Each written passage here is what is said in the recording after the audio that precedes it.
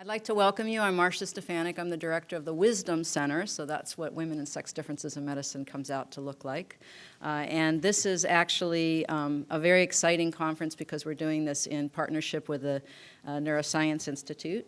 I would like to, first of all, have William Newsome come on up, and he can tell you a little bit about the Neuroscience Institute. I'm going to tell you a little bit about Wisdom after Dr. Newsome introduces himself. But essentially, this is a partnership that we've been able to bring some very exciting neuroscientists here at Stanford because of this. Yeah. Go ahead. Thank you, Marcia. It's a pleasure for me to, along with Marcia, welcome all of you, and especially a big word of thanks to Marcia for working so hard to organize this thing, and to our guest speakers who've come from far away in a few cases to be here. We really appreciate that. Many of you know, but a few of you probably don't know, that the Stanford Neurosciences Institute was started about 3.5 years ago now as a campus-wide interdisciplinary neurosciences institute, and our mission is to actually stimulate cross-disciplinary work in the neurosciences between engineering and the quantitative sciences, the social sciences, psychology, economics, even into the School of Education, and then to the chemical and molecular sciences that Stanford is so strong in. And we're just delighted to partner with Wisdom in hosting this conference. This symposium is of intrinsic interest. I'm always envious of any organization that gets to put the word sex in its title, because you have an automatic leg up on stimulating general interest.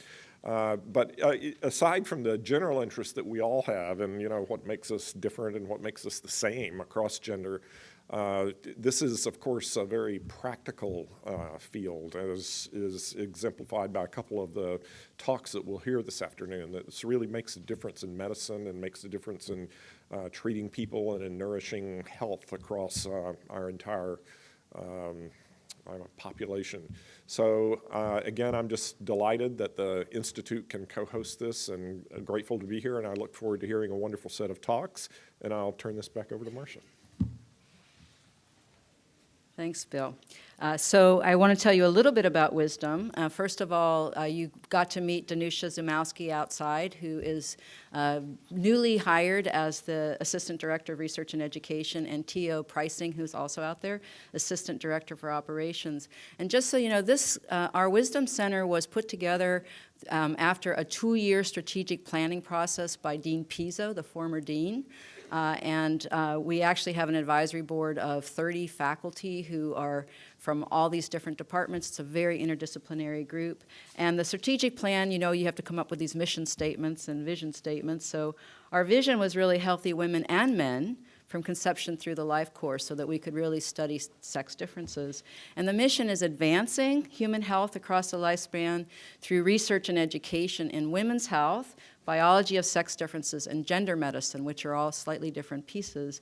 We actually have created quite a few courses. Most of them are presented to the undergraduate campus in the human biology program with sex in many of the titles: sexuality, sexual assault, but also sex differences. And I just wanted to say that this is actually a series of annual events that we've done. We started out with an early research symposia back in 2010, before Wisdom was actually founded. That was called Beyond X and Y, and we tried to get all 5 institutes of the Stanford Institutes of Medicine were involved. The goal was to get everybody together in the same room and really think about sex differences interdisciplinary fashion. And what we had was the neuroscientists came and left, and the cardiovascular people came and left, and the cancer people came and left. So we didn't do a very good job of getting the institutes to really interact. So we've been, from that point on, taking them one institute at a time and bringing together people with like interests. But we have seed grants. So any of you who are interested in getting seed grants, several people in this room have benefit from that program. And these seed grants do require interdisciplinary collaboration, so you need to have at least 2 departments in the School of Medicine. We're funded by every department in the School of Medicine and the Dean's office. But we then partnered with the Cardiovascular Institute to bring Vera Regitz-Grozek, who is the director of the Institute of Gender Medicine in Berlin here. And then when Wisdom came on, that was one of our strategic goals, was to have these events every year. And because I'm so interested in neuroscience, I actually did my doctoral work in neuroscience, but moved on into a different area. I really wanted that to be the first one, but I didn't have the foresight to partner.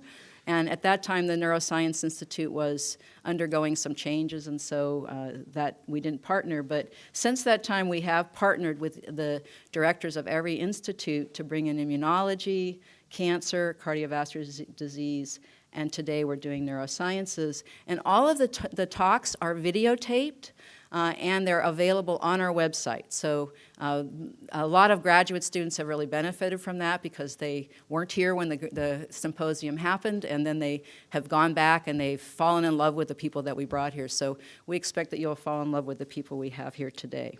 I do want to say that if you're not aware of it, you should be, that as of last year, the NIH expects sex as a biological variable to be factored into your research designs, analyses, and reporting of vertebrate, animal, and human studies for the reasons that are listed here, that basically it is important for interpreting, validating, and generalizing your research findings. And there's a lot to be gained by having really more variation in whatever data you're doing. I think we've discovered lots of things that appear in males and not in females, and in females not in males, and lots of issues in the spectrum in between, which you'll be hearing about today from these very exciting speakers.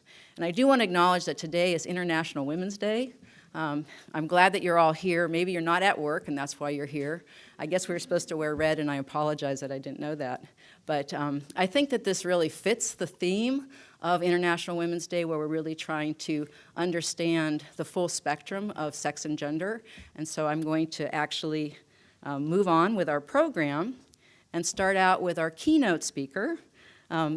Margaret Peg McCarthy is professor and chair of pharmacology at the University of Maryland. She's also the president of the Organization of the Study of Sex Differences, which is an organization that we actually hosted here at Stanford 2 years ago, and I hope we'll host it again in the not too far future.